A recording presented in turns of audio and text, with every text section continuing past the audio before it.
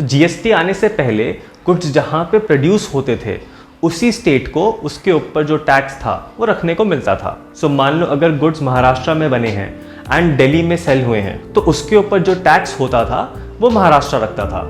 इसी कॉन्सेप्ट को हम लोग ओरिजिन बेस्ड टैक्स बोलते थे, यानी जहाँ पे उनका ओरिजिन हुआ है वो स्टेट टैक्स रखेगा। और नेचुरली टैक्स ज़्यादा मिलता था तो स्टेट्स ने भी बहुत हेविली एक्सपेंडिचर करा मैन्युफैक्चरिंग फैसिलिटीज़ के ऊपर। एंड जीएसटी आने के बाद ये उल्टा हो गया, यानी कि टैक्स वो स्टेट रखता था जहाँ पे गुड्स कंज्यूम हुए हैं।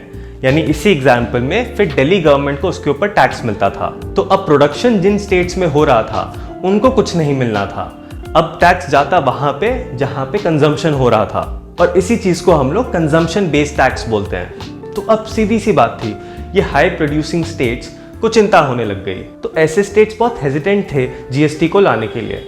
एंड फिर Arun Jaitley finance minister came up with a solution, but actually उनके सोल्यूशन में ही सबसे बड़ी प्रॉब्लम थी।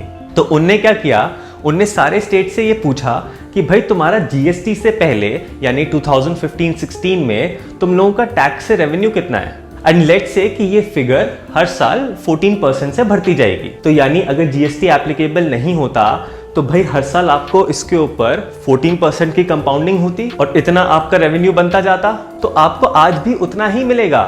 और वो कैसे? देखो, जीएसटी आने के बाद जो स्टेट जीएसटी होता है वो तो स्टेट्स को मिलेगा ही, और जो इंटीग्रेटेड जीएसटी है उसका भी कुछ पार्ट स्टेट्स को मिलता है। और अगर आपका रेवेन्यू उससे कम होता है, जो हमने 14% से ग्रोथ सोची थी, अगर उससे कम मिलता है आपको अंडर जीएसटी, तो वो जो रिमेनिंग पोर्शन है वो सेंट्रल गवर्नमेंट आपको पे करेगी। तो आप स्टेट्स को तो उतना ही मिलने वाला है। बस फर्क ये है कि भाई अगर जीएसटी से कलेक्शन हो गया तो सही है, बट अगर नहीं हो पाता तो जो रिमेनिंग अमाउंट है वो सेंट्रल गवर्नमेंट आपको पे कर देगा। और इसी बात से स्टेट गवर्नमेंट्स अग्री कर गए, बट उनको इस बात पे पूरा भरोसा तो था नहीं। सच बात बोलता तू मेरे को कोरा कागज पे अपना दस्तखत दे दे रे बाबा। तो इसीलिए लेके आया गया था कंपनसेशंस एक्ट 2017। अब मुद्दा ये था कि सेंट्रल गवर्नमेंट कहां से पैसा लेके आएंगी।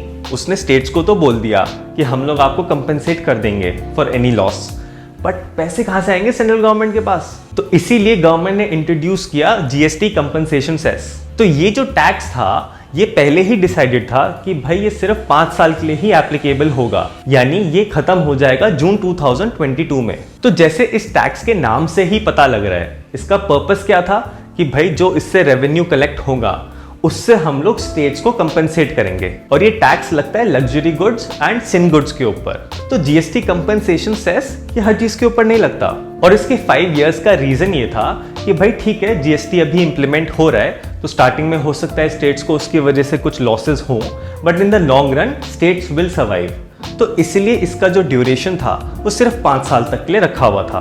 तो सब कुछ बहुत सही लग रहा है, राइट, कि सब कुछ अच्छे से मैनेज हो गया है। एंड हुआ भी था सब कुछ सही से, बट ओनली फॉर 2 इयर्स, क्योंकि सारी प्रॉब्लम थी उस 14% में। So back in 2017 GST implement हो सके, इसीलिए finance ministry agree to a lot of unreasonable demands. And unreasonable demand से मेरा मतलब ये था कि एक ग्रोथ रेट जो कि 14% है। सो सारे स्टेट्स ने यही डिमांड किया था कि भाई हमारा रेवेन्यू ग्रोथ 14% से अज्यूम किया जाए, बट एक्चुअली में 14% बहुत ज्यादा था। एंड यही चीज का इफेक्ट धीरे धीरे स्टार्ट होने लगा।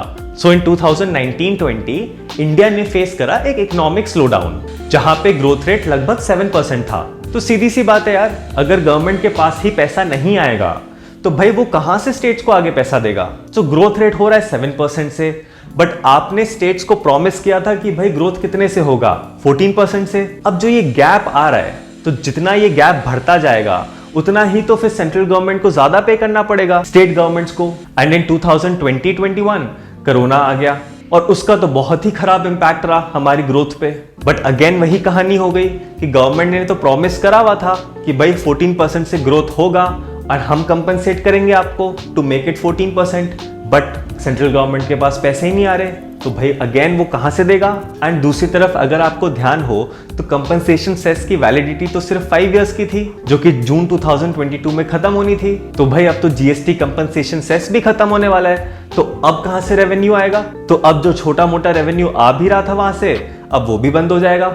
एंड इन्हीं चीजों की वजह से state started demanding extension of GST compensation cess. And finally बहुत सारे मीटिंग्स एंड डिस्कशंस के बाद government decided to extend GST compensation cess March 2026। And ये एक्सटेंशन एक्चुअली सिर्फ इसीलिए किया जा रहा है सो दैट जो ऑलरेडी शॉर्टफॉल हो चुका है पिछले 2 सालों में उतना रिकवर हो जाए। सो यानी 2022 के बाद जो स्टेट्स का रेवेन्यू है उस पर कोई इफेक्ट ही नहीं पड़ने वाला है, वो बस ये पुराने लॉसेस को कवर करने के लिए किया जा रहा है, विच मीन्स कि स्टेट्स की जो फाइनेंशियल पोजीशन है वो बहुत ज्यादा और खराब होने वाली है, क्योंकि इस कंपनसेशन से 2026 तक उनके सिर्फ पुराने लॉसेस ही निपटने वाले हैं और कोई एक्स्ट्रा रेवेन्यू नहीं जनरेट होगा। अब पता है एक बहुत ही अजीब सी बात है कि बहुत सारे स्टेट्स हैं जो इसकी वजह से लॉस में चल रहे हैं, बट कुछ ही स्टेट्स हैं जो एक्चुअली इसके अगेंस्ट प्रोटेस्ट कर रहे हैं, जैसे दिल्ली, वेस्ट बंगाल, राजस्थान। एंड बहुत सारे स्टेट्स बस चुपचाप अग्री ही कर रहे हैं and nobody is actually protesting against it